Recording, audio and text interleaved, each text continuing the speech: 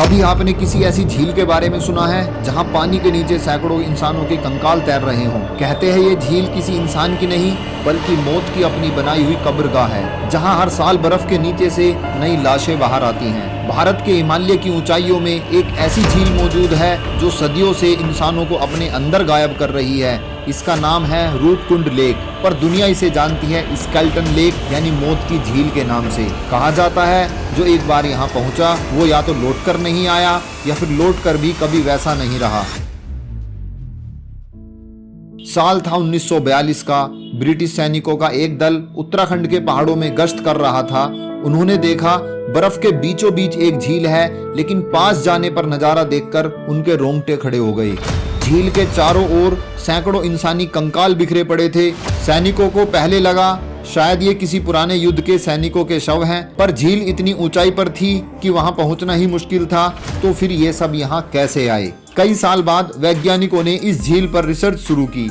झील से लगभग 300 से अधिक कंकाल निकाले गए। डीएनए टेस्ट से पता चला कि ये शव 1200 साल पुराने हैं।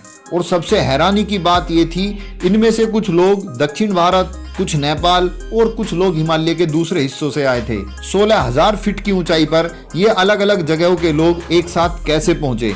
वैज्ञानिकों ने जब खोपड़ियों की जांच की तो हर सिर पर एक जैसी चोट थी, गोलाकार, जैसे किसी ने ऊपर से पत्थर बरसाए हों, पर वहां न कोई हथियार, न कोई दुश्मन, न कोई निशान। तो सवाल वही उठता है, इन सब की मौत एक साथ कैसे हुई?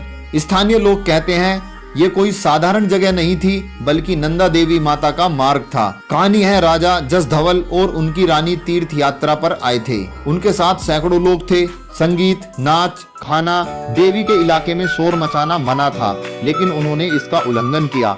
कहा जाता है कि देवी ने उन्हें दंड दिया और अचानक आसमान से पत्थर जैसे ओले गिरने लगे, इतने बड़े कि लोगों की खोपड़ियां फट गईं।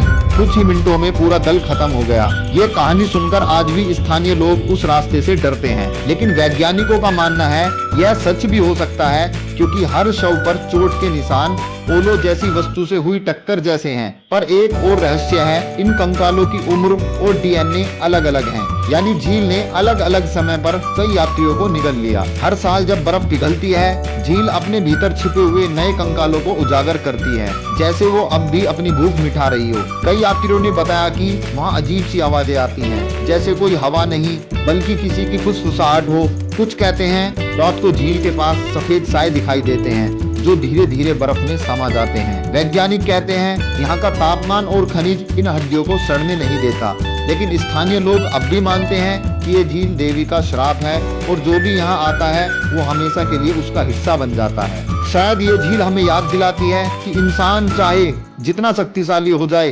प्रकृति के सामने वो अब भी कमजोर है। हर साल ये झील फिर बर्फ से बाहर आती है और अपने अंदर छिपे नए राज हमें दिखाती है, पर सवाल वही रहता है कि अगली बार जब बर्फ पिघलेगी तो वो किसी और का नाम पुकारेगी। अगर इस कहानी ने आपके रोंगटे खड़े कर दिए या आपको सोचने पर मजबूर कर दिया तो हमारे एसटी फैक्ट्स चैनल को इस तरह की कहानियों के लिए सब्सक्राइब करें।